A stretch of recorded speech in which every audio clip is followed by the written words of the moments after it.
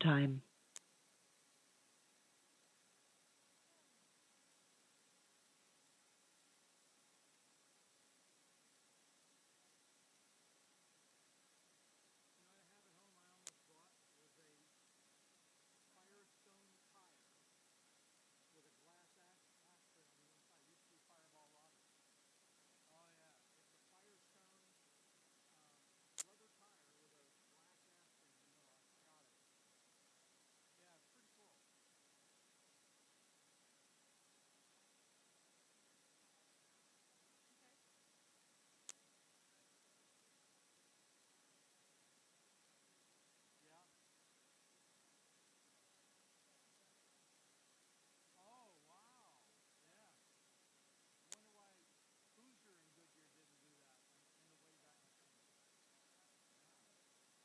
Seven minutes until showtime.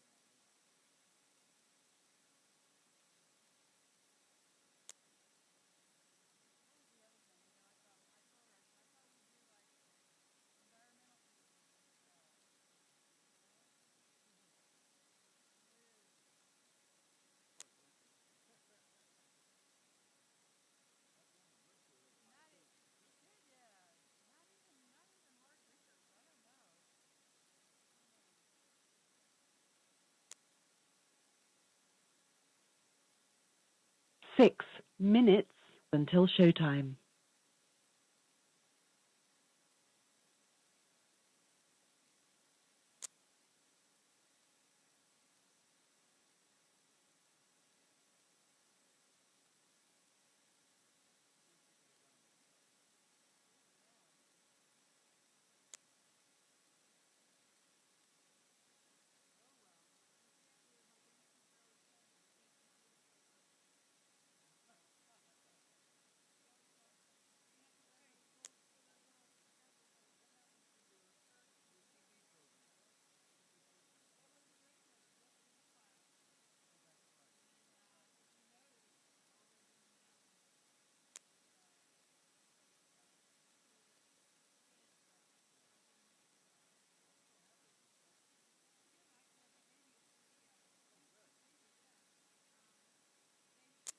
Five minutes until showtime.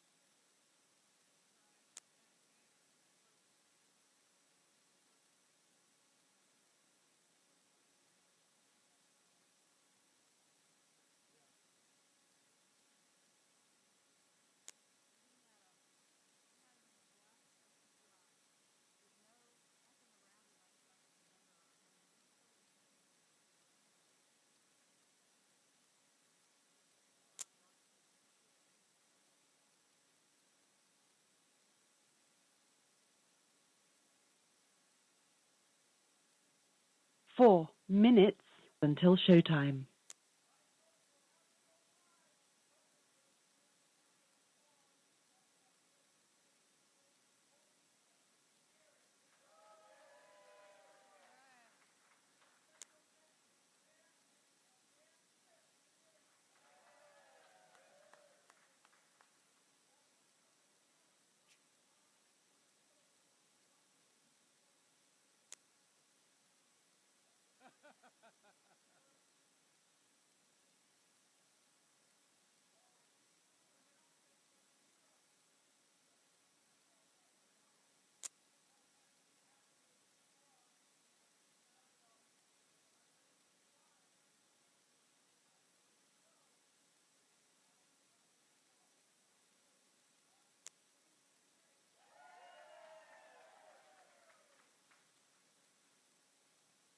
Three minutes until showtime.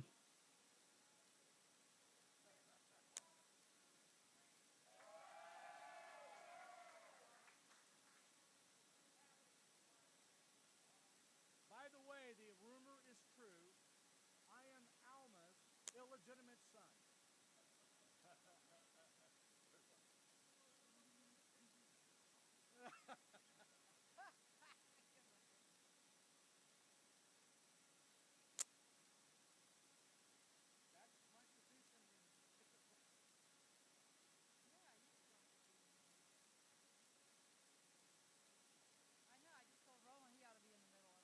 She is the cream and the Oreo.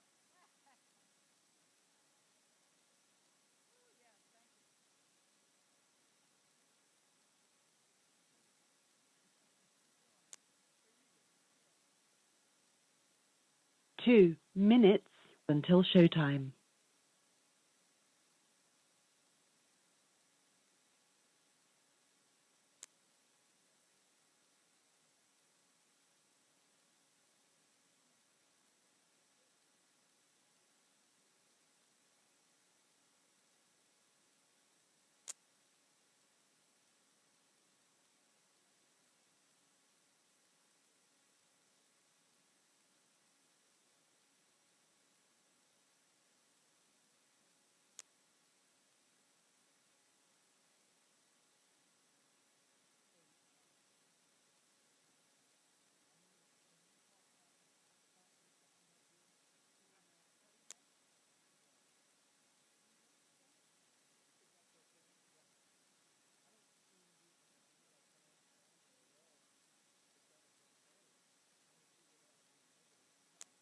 One minute until showtime.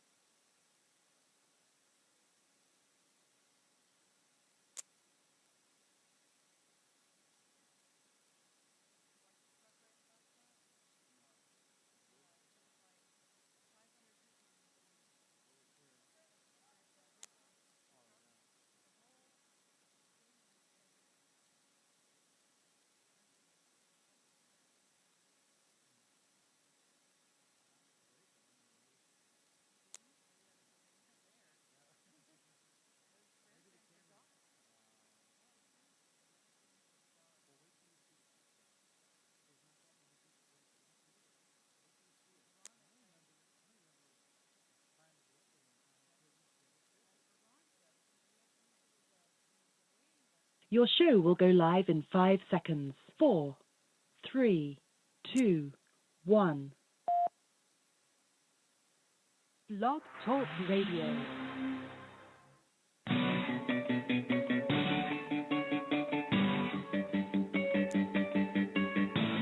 Now, from the world's most famous beach, from where beach racing began, it's the Legends of Racing radio show. Live from racing's North Turn Beach Bar and Grill in Ponce Inlet, Florida. The Legends of Racing radio show. And your host, Buz McKim.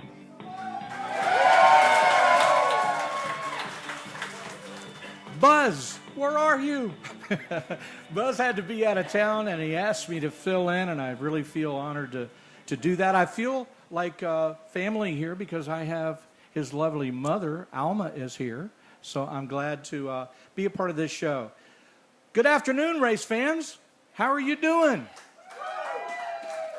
We got a great show for you today because when you're on this beach and you're in this famous location of the North Turn, at the North Turn restaurant, you have the ability to find out about racing's roots, where it all came from. And we're very proud today to host the Motor Racing Heritage Association out of Ormond Beach, part of the group that talked about the birthplace of speed centennials, and not only talked about it, but they presented the show over several different years. So you're going to learn more about that during the time.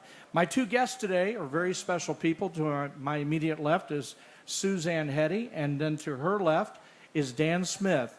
They're on the board of the Motor Racing Heritage Association, very involved. Your name is? My name is? I don't know. What is my name? You never said your name. Well, see, I'm incognito. My name is Roland Via, and I'm the president of the Motor Racing Heritage Association. Yes. And glad to be with you here. Thank you. Appreciate that. Now, in talking to Suzzanne, her family actually was from this area and Ponce Inlet area down there. Tell them a little bit about the family. My father was the lighthouse keeper at Ponce Inlet, and when that's where we were living when I was born. So I'm the last person born to a family while living at the Ponce Inlet Lighthouse. And Dan Smith is our car aficionado. He has been in touch with Jay Leno and many other famous people, including Big Daddy John Gartlitz, Jack Roush, a whole lot of people that have attended some of our centennial activities. Hello, Dan.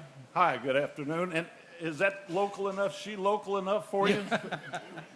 Lighthouse. Well, we're going to talk about different aspects of racing. And it was someone, I don't remember who it was, Dan, but someone said that the first automobile race, the first time the two cars showed up together. Mr. Henry Ford. There you go. And the city of Ormond Beach and Daytona Beach, of course, are so well known for their racing. And most of the racing was born out of Ormond Beach. Now, part of that, Dan, as you've put into a book, had to do with Mother Nature. It had to do with, at that time, all of the hard-packed sands were north of the Daytona Beach area. Later, it came south, and then you saw the Bluebird and other speed records south. And then, of course, right out here on this sand, you're sitting where used to be the north turn, or turns 3 and 4 of the NASCAR course that was here from before. Well, that's mostly true, Roland, but... yes, mostly true. You're going to hear that. You're going to hear that a lot today. The main reason that Ormond Beach became the birthplace of speed and really started racing in this area was really because of the Ormond Hotel. Hotel Ormond, biggest wooden structure in the world at the time, was owned by Henry Flagler. And a lot of wealthy people came there and brought their automobiles from up north. There was no cars here at the time. That hotel was built in 1898. There was no cars around.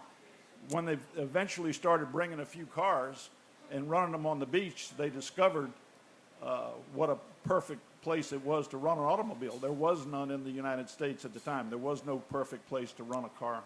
The roads were all rutted from horses and wagons, and there was no pavement at all. Very little. If there was any pavement, it was right downtown in the cities, and there was no place to run an automobile until they discovered the beach. And the beach being the road course that it was and the cars that were there, it turns out that Ormond Beach began to be the focal point of people, any manufacturer there was, trying to find a place to run an automobile. And then we had our races and our centennial, which the Motor Racing Heritage Group helped bring about, the centennial 100 years of racing on Ormond Beach. And the first one was in the year 2003. But Dan, we got to go back to the Turkey Rod Run and the Friday after that with the parades, and then the Chamber of Commerce in Ormond Beach bringing about the beach runs once again. Well, in 1957, there was a group in Ormond Beach formed called the Birthplace of Speed Association. Our dear friend Bud Pike, who is still with us, God bless him, he was the president of that group at the time. And they decided to have a car show and a parade each year to honor the history that took place on Ormond Beach. And they decided to have the first parade and car show in the fall of 1959, the Birthplace of Speed show.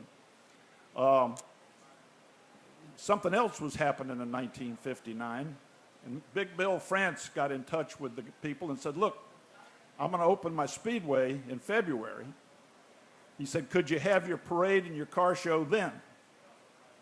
Being good promoters, Bud, and the people said, sure, absolutely. So they had their car show.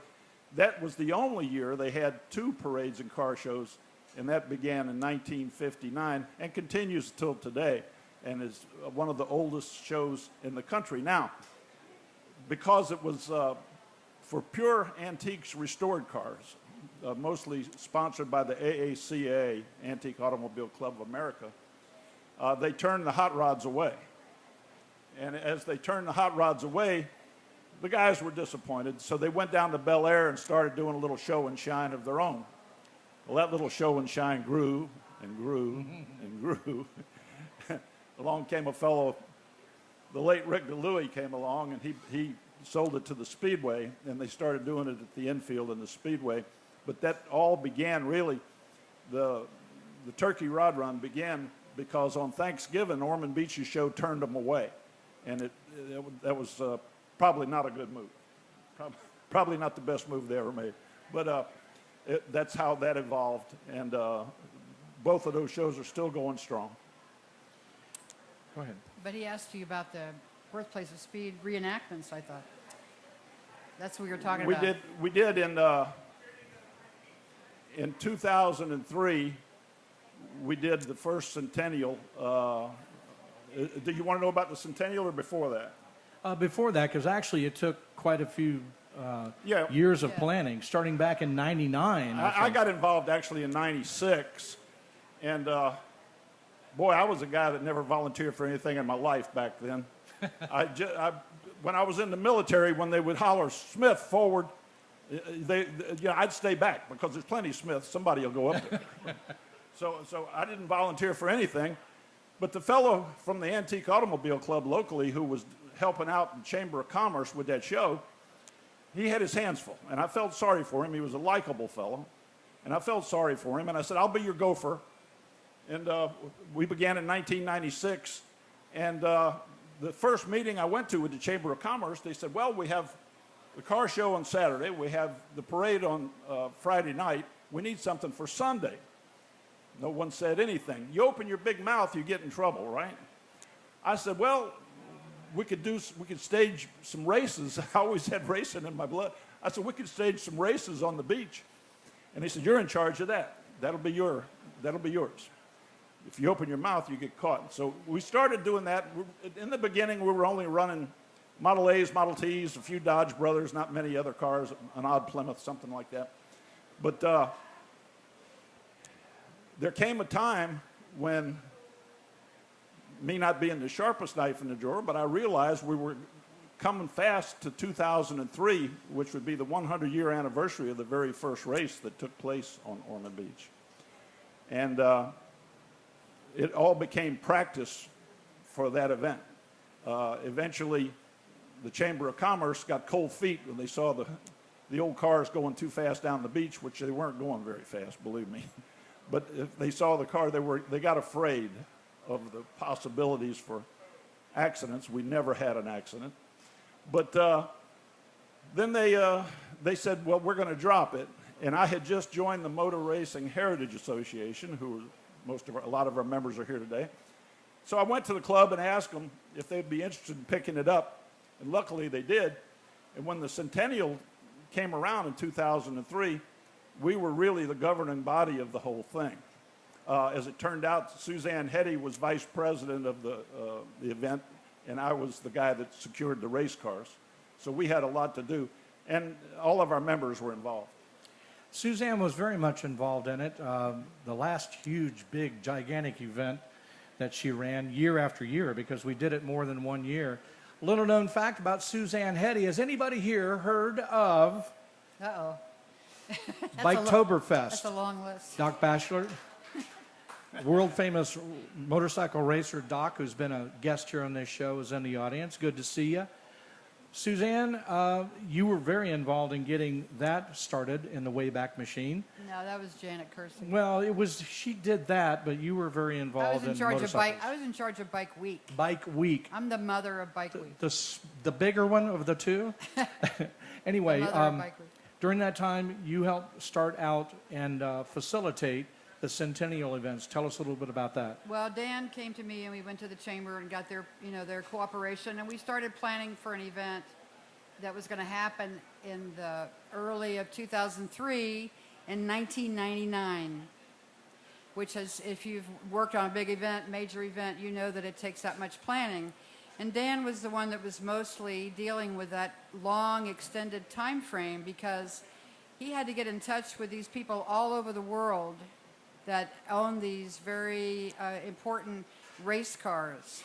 We were not interested in getting just cars to race on the beach. We wanted authentic race cars, and hopefully race cars that had competed on the beach before. So Dan was like a detective scouring the world for these people, and then he started bugging people on the phone, and if they weren't the person that he would talk to, he would say, well, tell me who I should speak to, and he kept running down names. So it takes a long time because people have to plan their events. They've got their schedules already worked out. So we started 4 years ahead of time in order for it to pull it off as it was, and it was really, it was good for about 5 years. We did a different car every year based on Dan's history lesson about what was the featured car of that year. And it was a lot of fun until the beach department told us that we couldn't have that much fun anymore. Too much fun. And we had to stop because nobody's going to bring their car out of a museum, which is what was happening. They bring this car out of a museum, pay $10,000 to transport it up and back to Daytona Beach, back to where it was from. They didn't do that to go 10 miles an hour on the beach. And so even though we had a very special place that the cars would run in, and it was separated from the people, it just wasn't what it was started out being, so it had to change. In the next segment, Dan, we're going to talk about the individual years and what cars that we've featured during that time. Okay. But you did a magnificent job of getting some pretty famous and rare, unbelievable race cars here. I sure did. Not only just to see them, but to have them on the beach. And boy, do we have some fun. People gave me a lot of credit for being able to bring all those magnificent cars and get them out of the museums and bring them from all over the world. And the original cars that raced on the beach, many of them were. And I took the credit, but really the credit was the beach. I'd call up these guys from all over, and they'd say, well, what are we going to do? And I'd say, well, I'll line you up 2 by 2 and let you race down the beach. He said, I'll be there. I'm in. There we go. That's all it took. Folks, let them stay race tuned. on the beach. That's all Stay tuned. We're going to have more from Dan, a lot more information. So we want to let you know that order the good food here at the restaurant. I tell you what, we can't wait till we're done here to eat, right, guys? Absolutely. It's going to be good. And we do appreciate the North Turn Restaurant hosting this event. How many people here have been here before and seen some of the events? Yeah, the hands go up. It's a lot of fun. We are blessed in this area to have so many racing clubs. Mr. Bob Coolidge is here from Living Legends of Auto Racing, for instance. And we have the Friday lunch bunch that comes out. And we have the privilege of being here within this restaurant where you can see racing history. As soon as you walk in the front door, it's like a mini museum, and it's a lot of fun. And then in the end, good drinks, good food, and now we bring you the good fun. We're going to be taking a short break here in just one moment, and we hope that you'll stick around. Wait till you hear the next segment. You're going to hear about the original centennial Birthplace of Speed event.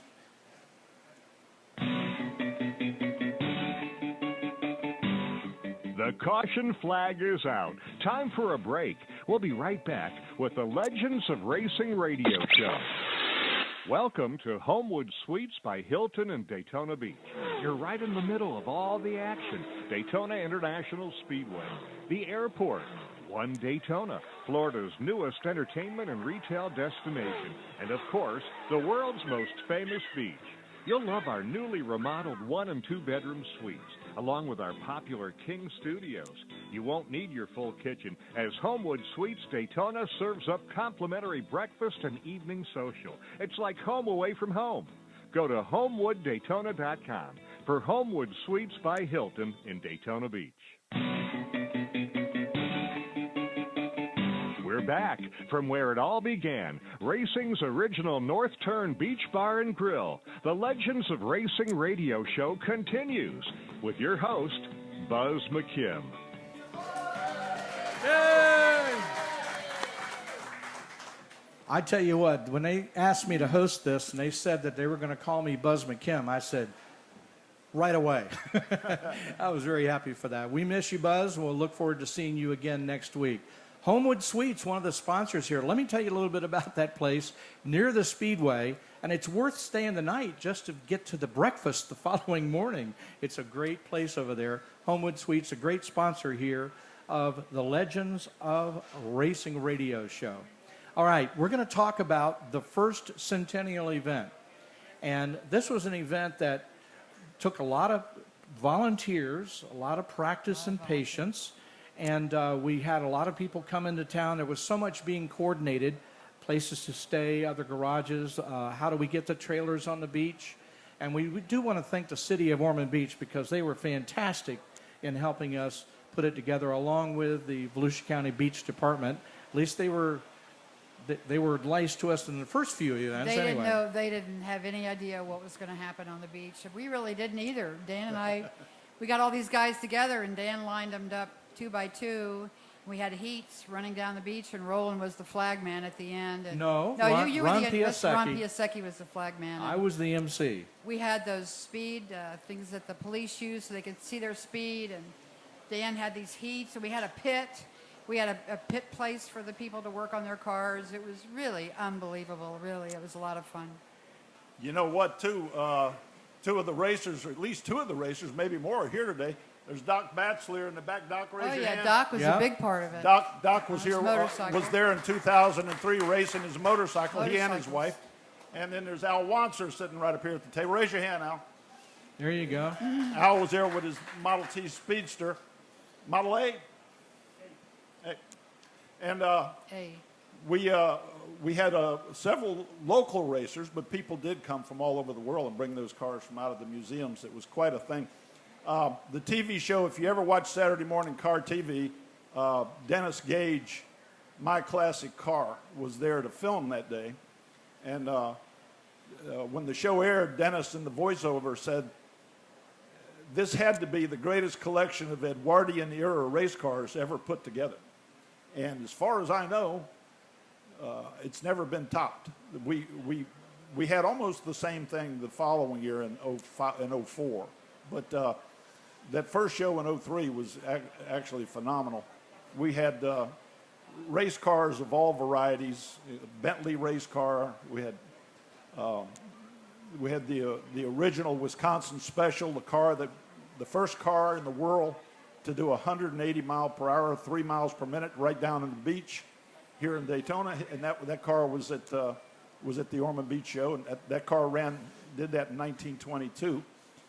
Then we had the Packard Gray Wolf out of the Packard Museum in Ohio, came down, took it right out of the museum, brought it down.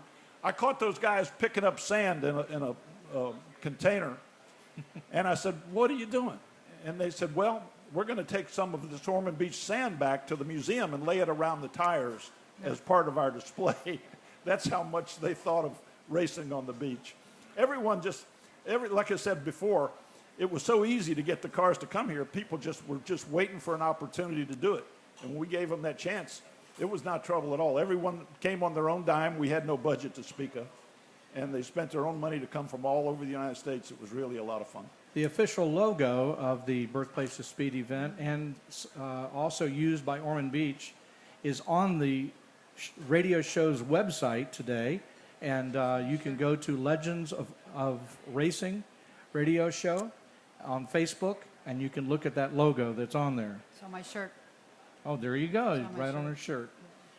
Suzzanne, during this time, you had to coordinate a lot of the governmental activities and things that went on. Right. And, other sponsors that were involved. Tell us about them. Right. I was the person that was doing the paperwork.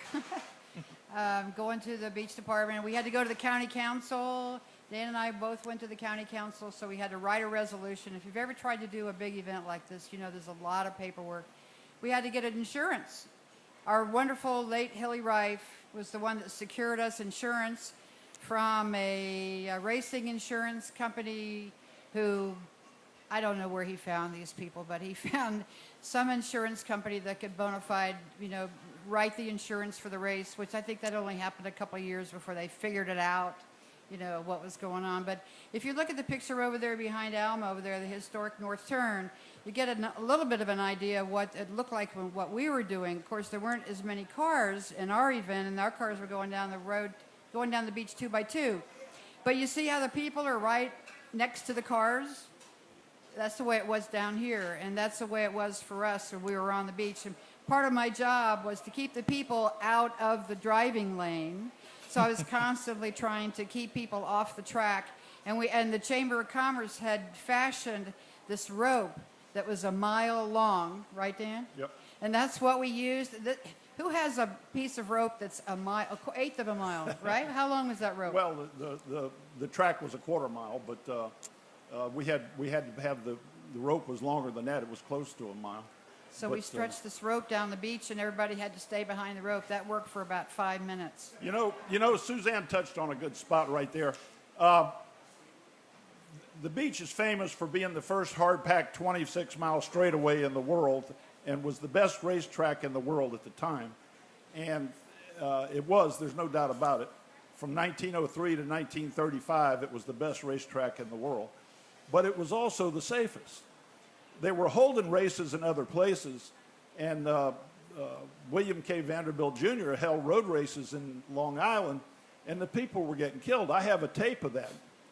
They were doing it on the city streets in Long Island, and the people would all get out in the street to watch for the cars coming around the curve. And the cars would come around the curve doing 80 mile an hour, and the people couldn't get out of the way. Of course, the cars spun out. There was no barriers. There's nothing like that. Here we have the soft dunes. The people could sit atop the dunes, and the cars would hit the soft sand and couldn't reach them. Now, I'm talking about not the centennials, but I mean back in the competitive days. And therefore, we never had a fatality of a spectator, an actual spectator, here on the beach from 1903 to 1935. Which is really amazing. In fact, after each race every year, I would walk up to Dan and I would say to Dan, what did I say to you, Dan? What did I say? Yeah, no one got hurt. No, I said we didn't kill anybody Yeah. this year. I Yeah. said that was good. Well, that was our goal. We didn't scared kill the politicians and we scared the beach department, but we had a lot of fun. You know, guys being guys, we got the permission from the county council to do 30 mile per hour. Oh, yeah. Of course, you know, that turned into 60 mile per hour once we got running. And everybody was just having good fun. The beach was hard packed then. It was before the hurricanes. Beach was hard packed. Everyone had a good time. To show you the interest, though, I'm in the days just before the first event in 2003, the phone rings at my house, and my teenage son, who's in high school, answers the phone. He says, "Dad, there's some nut on the phone, says he's Jay Leno." I said, "Give me the damn phone. It is Jay Leno." So Jay had called, and he had heard what we were doing, and he was very, very interested in what was going on. He wanted to know all about all the cars. We spoke for over an hour that night. There was one particular car that he was interested in. Back in the early days of racing, the cars had that were really competitors and really out there. They would gain names, and there was a Mercedes. Now get this: if it was 18.6 liter 6-cylinder. Did you hear that, car nuts? 18.6 liter 6-cylinder. Big long hood and pipes coming up. I mean, it was a wild machine. And Leno was interested. He told me, he says, "Look," he says, "pay attention to that car and see how it performs, because I'm going to try to buy it." And the car did perform well. It was the fastest gasoline car on the beach that day, but it lost in the finals to a steam car, which that's another story we'll talk about a little later. But it was a very fast car, and I called him back and told him about it. It seemed to have a little clutch problem, but it was no big deal. Anyway, he made an effort to buy that car and failed. He wasn't able to come up with the money. The fellow who owned the car was a retired judge from Delaware. He didn't need the money. He just wanted the car. So Leno was out of luck for that one. But he stayed in touch. Jay Leno stayed in touch the whole time. But all the while we were doing these centennials, you never know who was going to call. I mean, people were interested from all over the world, and we heard from a lot of people like that. Another person who wanted to come to the speed event, he was an invitee, was Big Daddy Don Gartlitz. Now, our club is very familiar with him because he's one of the most renowned drag racers of all time, and he came to the event. I want Dan to tell the story about Big Daddy getting in one of these cars and going down the beach and what he said. We had a car here in 2003 that was the Peerless Green Dragon. Like I said, those cars back in those days, if they were good enough, they would all gather a name or attract a name as they went along. The Peerless Green Dragon, now Carnuts, listen to this, it was 4 cylinders, 9.5 liter. Think about that now. What pots was on that car? So it was an open car, and we put garlets in it to run down the beach. And when he got back from the ride, I asked him if he was how he liked the ride. He said it was the first time he was afraid in a car since he was a teenager. I asked him if he wanted to ride again. He said, no, thank you. And this is a guy going over 200 miles an hour on drag strips. He had just gone over 300 just before that. Yeah, there you go. Well, I want Dan to talk about in the next segment. One of the most interesting cars was a recreation of one of the first cars that ran on the beach in 1903. And as a replica of that car came to the beach, and it's called, as he was talking about it, they have all these wonderful names. This car is called the Pirate. The Olds Pirate. Olds Pirate. To give you an idea, like I said, man, it was really amazing. My job was so easy. People still give me credit for that work, but it was so easy and it was fun. I called the guy who I had known from just reading about it in magazines that had recreated for General Motors the first race car that ever ran on our beach. The very first race car to run a lap down that beach in Ormond Beach, or anywhere, was the Olds Pirate, a little 2-cylinder. You've seen pictures of it. It looks like a bed frame with a motor. And we're going to talk about that in the next break when we come back, okay? Okay. We got to take our break right now. Are y'all having fun out there? All right. We love talking racing. We got a lot of things to talk about, including the fact we never killed anybody, that is spectators, but we did kill some cars. We're going to talk about that when we get back. Stay tuned. More right after this break. The caution flag is out. Time for a break. We'll be right back with the Legends of Racing radio show. Racing's original North Turn is our broadcast headquarters. If you're looking for a good drink, great entertainment, and the best in food, they're right on the beach at Racing's original North Turn. Rhonda and Walt invite you to come on down to dinner tonight. Here are a couple of testimonials. These are actual testimonials from people who have enjoyed the North Turn. Been there many times, always great food and drinks, great location on the beach. And another, what a great experience. It's my new favorite restaurant in the Daytona Beach area, Racing's Original North Turn on South Atlantic Avenue. That's A1A in Ponce Inlet, about 3.2 miles south of the Dunlawton Bridge and A1A intersection. It's Racing's Original North Turn, a restaurant, museum, bar, gift shop, live music. That's Racing's North Turn. Racing's North Turn has been voted by you top 10 beach bar 7 years in a row. Next year, they're going for top 5. We're back from where it all began. Racing's original North Turn Beach Bar and Grill. The Legends of Racing radio show continues with your host, Buz McKim. And filling in Roland Via. I'm so glad to be here with my good friends Suzzanne Heddy and Dan Smith from the Motor Racing Heritage Association. And if you want to know more about the Motor Racing Heritage Association, you can always go to mrhaweb.com and you'll learn more about that organization.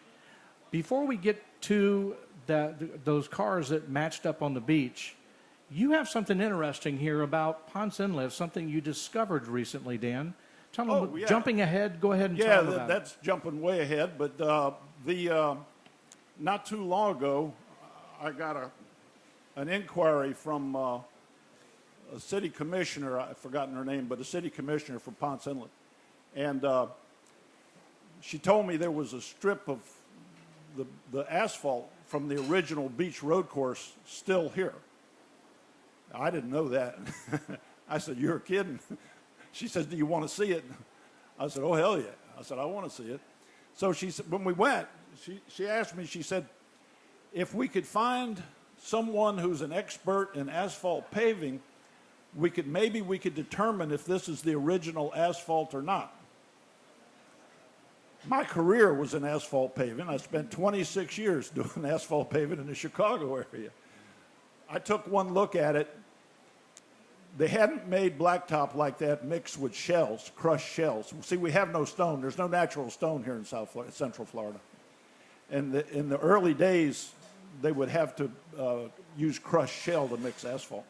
And that strip of blacktop is about a half-mile south of here. I won't tell you exactly where it is, but it was made with shell, and that puts it at the very latest around 1970, but I know it was before that. It's never been resurfaced. That's the original road course. There's about 100 yards of it laying down there. He won't tell you where it's at because, unfortunately, too many people want to go down there and drive around, and there are people still living there on the beach. Yeah, it's on private property, actually. Yeah. But going back to the Pirate, Olds Pirate, I found the fellow who made that car for General Motors. General Motors asked him to make it. He was such an expert in recreating Oldsmobiles. He was an Olds dealer from the Chicago suburbs.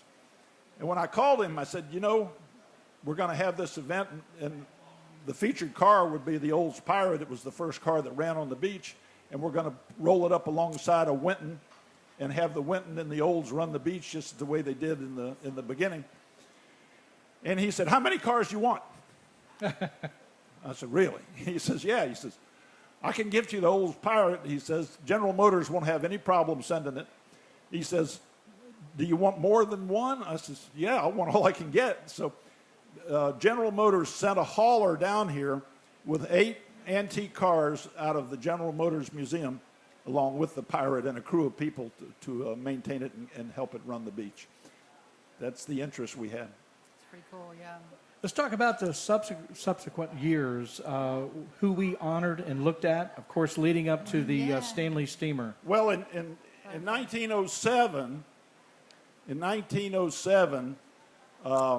we honored the record set by Glenn Curtiss. If you're an aviator, you know about Glenn Curtiss. He would become the main supplier of aircraft, Curtiss-Wright aircraft of World War I, fighter airplanes that Glenn built and designed, and he was a mechanical genius. And he brought here in 1907, Doc will tell you, people think that the V8 motorcycle is brand new. He brought a V8 motorcycle here in 1907 to run the beach. Now that motorcycle was really on a bicycle frame, a V8 on a bicycle frame, if you can imagine that. And the way it's designed, you'll see the pictures on the internet, the handlebars, it was only designed for straightaway run down that beach. He built that strictly to run the beach. And Glenn Curtiss went 136 miles per hour down the beach in 1907. That was faster than cars. It was faster than anything. When he got through, I loved the story, this part of the story, because he was like every other racer that ever lived. When he got through, he said, how fast did I go? They said, my God, Glenn, it's amazing, 136. Oh, I can go faster than that. You know, he wanted to try it again.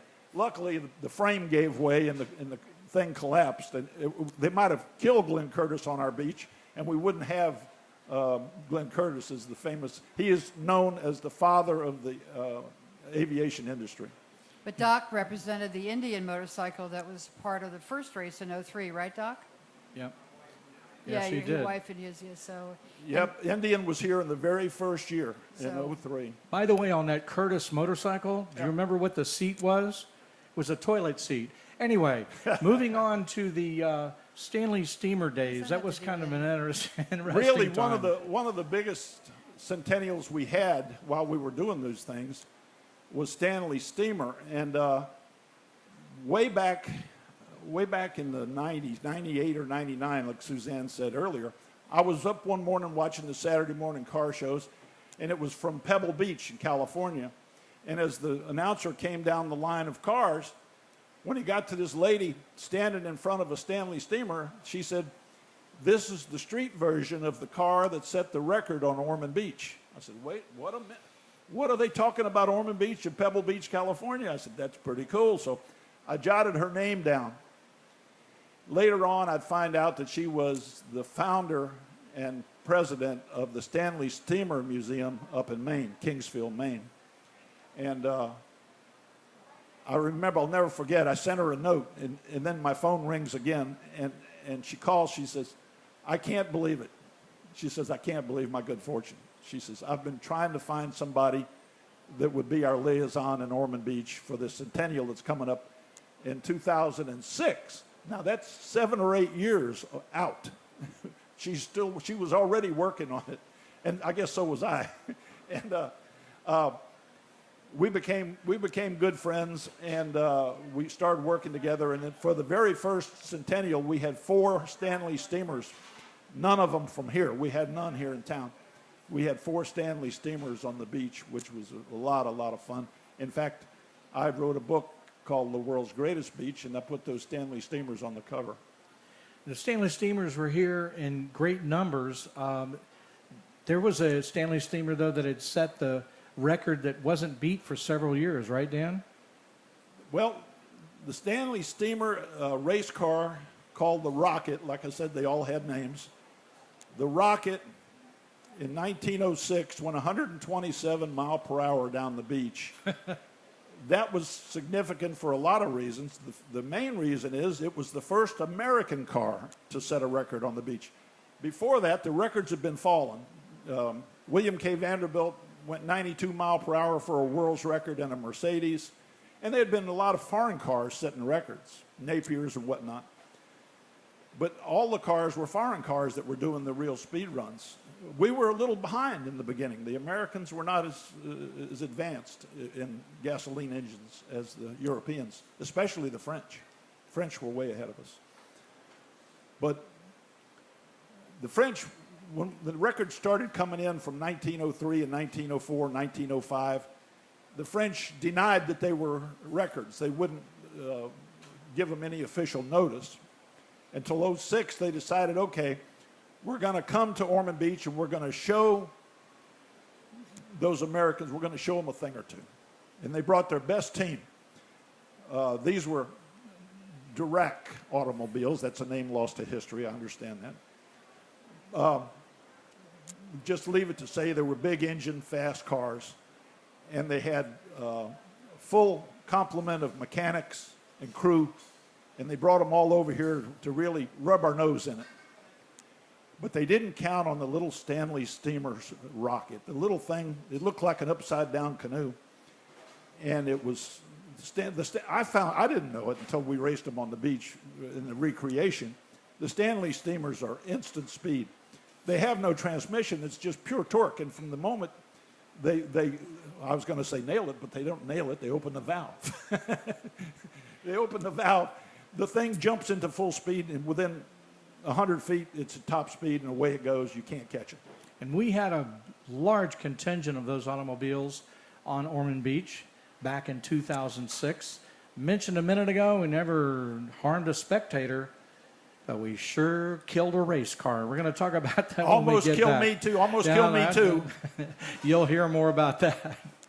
We're going to be back in just a few moments. We want you to stick around, have a hot toddy for the body right here on the beach. And we've still got some more racing to talk about right out here on the beach. So stay tuned. We'll be right back after this. The caution flag is out. Time for a break. We'll be right back with the Legends of Racing radio show. At Beach Boys Embroidery and Tees, it's all about making you happy. Beach Boys Embroidery can customize your athletic golf apparel, caps, hats, badges, buttons, magnets, backpacks, bags, totes, clocks, watches, oh, and of course, T-shirts. Sure, they're at 2033 South Ridgewood Avenue in South Daytona, and they're waiting for you to call now. 386-255-5880. Beach Boys Embroidery and Tees. We're back from where it all began, racing's original North Turn Beach Bar and Grill. The Legends of Racing radio show continues with your host, Buz McKim. Do we miss Buz McKim? Yeah! Roland Via here. A young lady just came up during the break there and notified me that down where that asphalt is, there's actually a commemorative plaque down there. There was one planned. I'm glad it's there. Yeah, That's and great. what's called Winter Haven Park, is that what you said? Winter Haven Park. And there's also a checkered flag memorial there, too. So very good. Glad to have it there. I want to go down and see it while we're here. While we're talking about memorials, we should give a Absolutely. few minutes to remember our dear friend Russ Truelove, who has a memorial down here at the center, and he was so much in love with this restaurant and the owners, and they loved him back. And one of the menu items is named after Russ, and he just loved this whole environment, and so let's have a little prayer for There you Russ go. today. Russ will be missed. He's passed Russ on. Truelove. He had Yep. his birthday here. Going back to the story about the French people coming here to rub our noses in it, sure enough, they hit the beach in big style. The main driver, the guy was like a rock star, he thought he was. He said the Ormond Hotel, which was the finest place to stay in the area, it was a dump. He said, I can't stay there. You got to get me better accommodations. And he complained about everything. And then they rolled out that little race car for the Stanley Steamer brothers. And he saw that thing go down the beach, and boy, did he raise hell. He said, that's not a car. I'm not running against that thing. It's a teapot. I'm not running against it. It doesn't have a gasoline engine. It's not a race car. I'm not running against that thing. He carried on so bad, he actually backed up with his big derrick and made it backfire and tried to set the car on fire. Tried to set the Stanley Steamer on fire. It turned out he got thrown out of the tournament. His mechanic took over driving the fastest French car, and his name was Louis Chevrolet. You might have heard of him. Louis Chevrolet was in that same crew of Frenchmen when he came. That's how Louis Chevrolet got to America and became, Hendricks Motorsports. Anyway. There you Yeah. go. Mr. GMAC. Anyway, when we did our centennial of that event, the car went 127 mile per hour and it blew them away. And that record was the first American record on our beach, and it lasted 4 years. Back then, you would go down the beach and set a record, and before you could get back to take the applause, somebody had beat your record. The turnover was so fast and the technology was moving so fast, your record would, if you had a record lasted for a week, you were doing really well. But this record lasted for 4 long years. Stanley Steamer. Never underestimate those things. They're unbelievable. One of the largest collections of Stanley Steamers ever assembled was right on Ormond Beach during the 2006 centennial event. It was magnificent. And those cars were built to run. As Dan said, there's one speed, and it was, from 0 to who knows is what it was. And when they brought those cars here to the beach, they understood the record that was held before. We actually had Mr. Marriott here to run in the Stanley Steamer Rocket replica car that we actually have here and it exists in Ormond Beach, and we're going to try to bring it forward sometime soon and see it again, unless that's part of that special announcement. Well, we do have something to say about that. Suzzanne, you want to tell the good folks? The story starts early. There's 3 replica cars from around that era, from 1903 to 1906. The Pirate, as we mentioned, there was another car that was made that was sort of donated to the city of Ormond Beach, or they bought it? Yeah, they donated it because they didn't really have any use for it. They put it in storage. The second car to run in that first race in 1903 was the Winton Bullet. Alexander Winton was a pretty famous car person, and he brought several bullets down here. Well, actually, the Winton Bullet beat the Pirate because it was running on distance. The Bullet was very, very heavy. In those days, the heavier car had the advantage because it better suited for the sand instead of riding high on top of the sand. So the Winton Bullet actually beat the Olds Pirate that year, 1903. Those is a replica of those 2 cars that are in a little version, a little model of the Ormond Garage that the Motor Racing Heritage Association raised money to construct this little garage at the birthplace of Speed Park, which is at the corner of A1A and Granada. You might have seen it right there in that little park. And it's a small version of the Ormond Garage because, as most of you know, the original Ormond Garage, the one from 1903, burned down in 1976 with the fire department directly across the street. But that is another story for another day. So inside this little model of the Orman garage are these two wonderful little replicas of race cars, and they're right there, and we have other little items in there, artifacts for you to see. And we have it open on speed weeks, and hopefully we'll be able to have it open more. Also in the park, there's granite monuments to important dates in the early history of beach racing. The 1903, with Buz's photograph, which I have on my shirt here, a depiction of it, of the Pirate and the Bullet racing together. The Glenn Curtis record in 1907, the 1906 Stanley Steamers, and various monuments like that, and including this garage. Well, the replica of the rocket, after it ran on the beach, they had it blew up. It crashed. That's what the original Stanley rocket, that's what Roland's talking about. The car flipped, hit something, flipped over, threw Mary at 150 feet, and the car crashed. There was a replica made of this car, and in 2006, Dan found the car, the city had the car, and Dan got a mechanic, a Stanley mechanic, to come up from South Florida to actually get the car running. Dan comes over with his Craftsman tools ready to work on the car, and he finds out he should have brought his plumbing equipment because it's all water. You know, it's a steam car. Guy Anyway, had all sorts of weird spanners and things. He didn't have any socket wrenches. He had all sorts of weird spanners. so we got the car running, and they had a whole different television show that was made about that. We put Jack Roush in the car and rode Jack in the Hat down the beach, and that was all kinds of fun.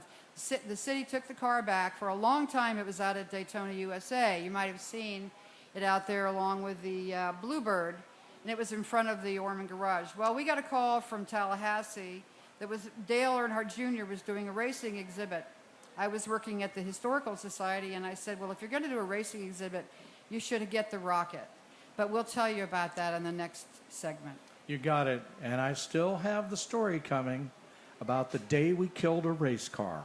That's what I just And it told. almost killed. No, there's a different story. There was in 2006. So that's going to be coming. Also, we're going to talk about some other events coming up. And so we hope that you'll stay tuned here. Welcome to Racing's North Turn and the Legends of Racing Radio show. Back right after this. The caution flag is out. Time for a break. We'll be right back with the Legends of Racing Radio show. Welcome to the Janet Hale Foundation website. With this website, we hope to broaden our reach, to find someone like you to help us on our journey. Janet's journey started 40 years ago to ensure that all children had a toy under the tree at Christmas. Today, thousands of toys and clothing are donated for underprivileged kids. We need your help to continue our journey. Tour this website and find the Donate Now button. A small gesture can make a big difference in a young life.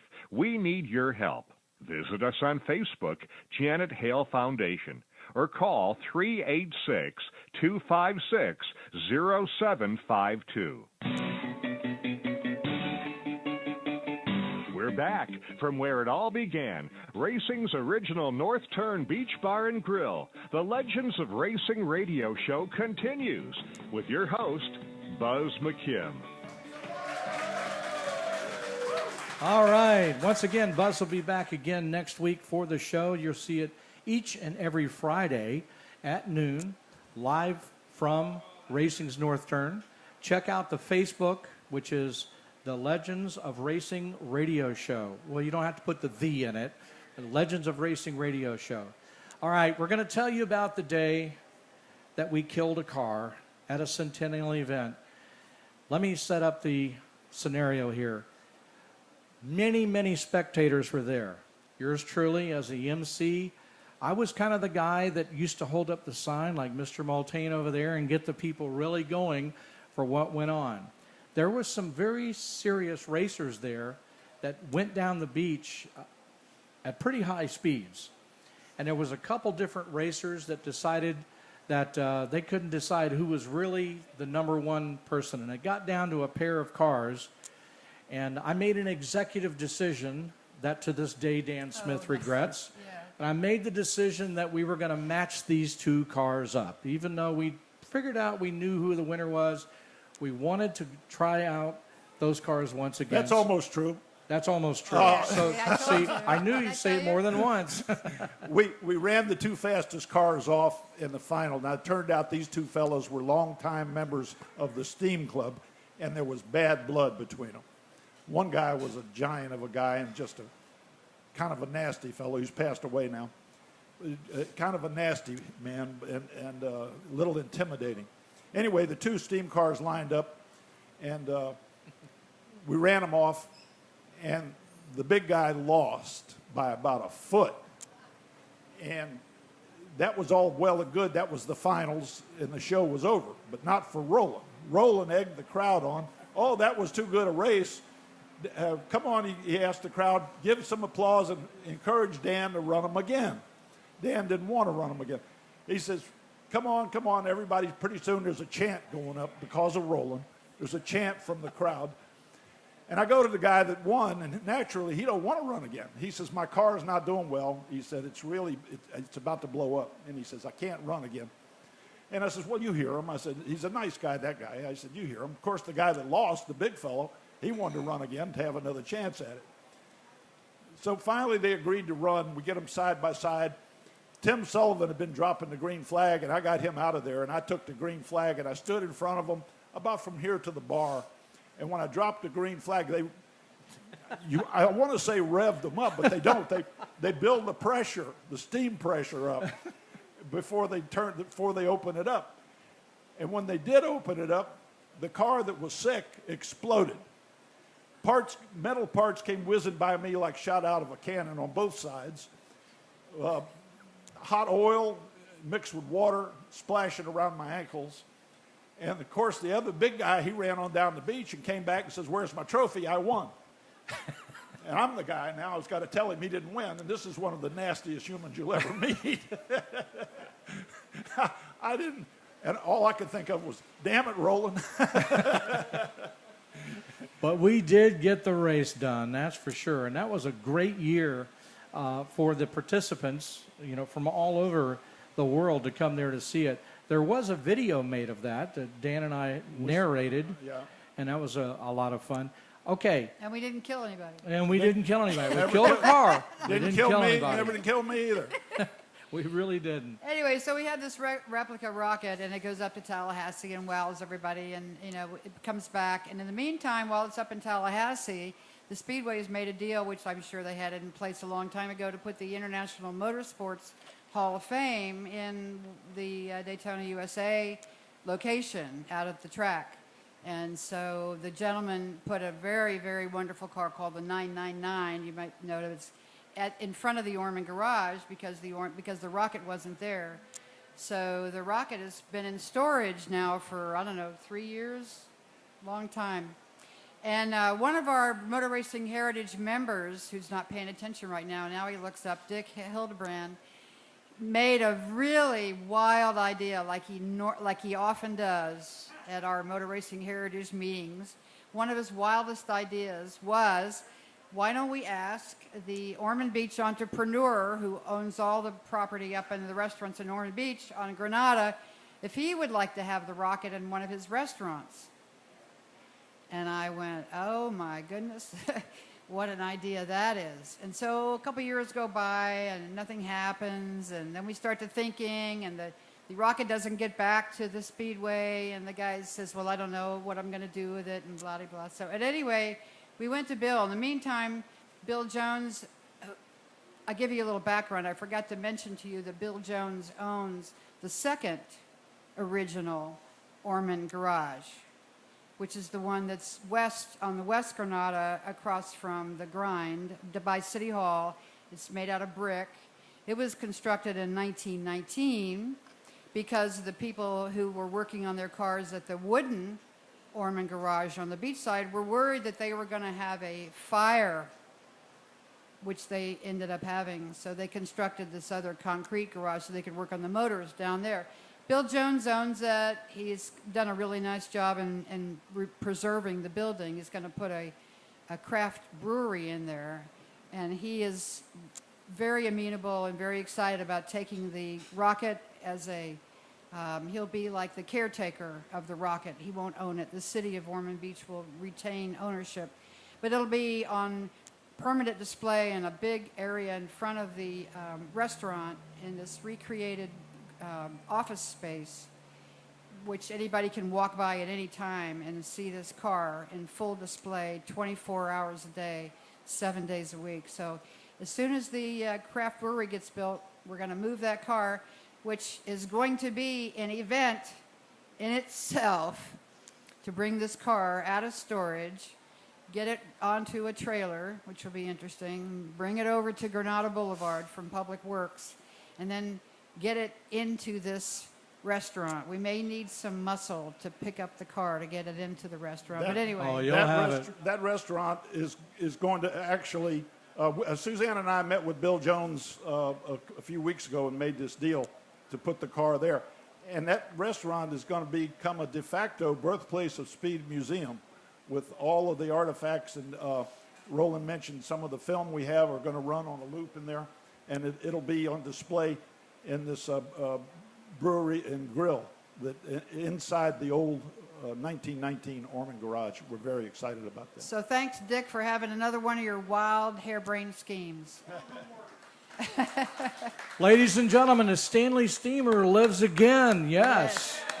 It's going to be a good time. This show would not be possible without a lot of good people. We have a team that is helping us out with this. And I just discovered something from our mastermind that we have some nicknames for these people. So I do want to recognize them. Shane the Volt Stanton. He's our chief engineer. Put your hands together for him. Richmond Carter. His nickname is the Intern. He is the intern over there. Leonard March is our media relations, nicknamed the Scribe, Leonard Marsh. And also, standing right there, directing traffic, Mike Multane. He's the founder and executive producer. The head poopah and spiritual advisor. I love it. Bill Watson is our official photographer. We thank you for joining us in the pictures. Elizabeth Wicks is the social director, the bake-a-cake lady. How about that? We have one of the proprietors here, Walter Glasnick. His nickname is Rhodey. I guess he helps carry equipment in and out all the time. And Rhonda Glasnick, the other owner here, her nickname, oh, this is so appropriate. She's called The Louder. The Louder. Louder. I love it. Gwen McKim is the honorary associate producer. Her nickname is the Buzz Boss. Yeah, right. Okay. And then, coming back next week, Buz McKim, the show host, his nickname is I'm So Worthy. No, it isn't. It anyway, is. Before it's right here. I read it right here. It says, stop. I'm so worthy. I want you to take a minute to look at this ocean, to look at this beach, and think about being here and watching an automobile travel down the beach at 300 miles an hour. I want you to think about that. Sir Malcolm Campbell in 1935, he actually thought he was going 330. His speedometer told him he was going, but the wheels couldn't keep up, the tires couldn't keep up. And so it's a pretty amazing thing. And that was, of course, before the what this place really commemorates was the grandstand and the circular racing that Sig Hogdahl and Bill France came up with. But think about a car running down this beach because the timing mechanism was right up at the shores, across from where the Daytona Beach shores was. So the end of the land speed records, they would start at the south end of the pier, accelerate for 4 miles, ride through the measured mile, which was by then was at the City Hall, and then decelerate for 4 miles, turn around within the hour, and they had to go back on the same trajectory in order for it to, the record. So his record was only 276.82. Only. But Bill France was here. We saw that, and he said, wow. And Bill France came to Daytona Beach on purpose from Washington, D.C. because of the land speed records. it's a false statement or false belief that he was on his way someplace else and broke down. That's not true. We're so lucky, and we take all this for granted. That's why she wants you to take a look at it. We want to thank all the people here that have been part of the radio show today. Many thanks to the Motor Racing Heritage Association. And we'll be back again next Friday at noon right here. For Dan Smith, Suzzanne Heddy, I'm Roland Via. Thank you so much for being part of the Legends of Racing radio show. The Legends of Racing radio show originates live from the very spot where beach racing began, Racing's North Turn Beach Bar and Grill. Join us next time for the Legends of Racing radio show with Buz McKim.